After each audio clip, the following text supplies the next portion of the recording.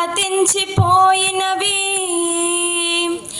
ఎన్నో ఏండ్లు గతించిపోయినవి. కానీ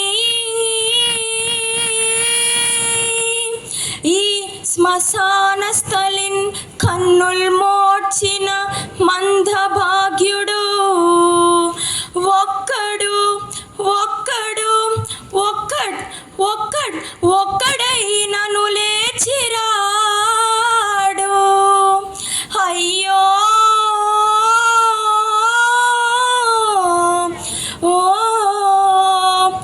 ఎన్నాళ్ళి చలనంబులేని శయనంబు ఏ తల్లులు అల్లాడిరో, ఏ తల్లులు అల్లాడి అల్లాడి అల్లాడిరో.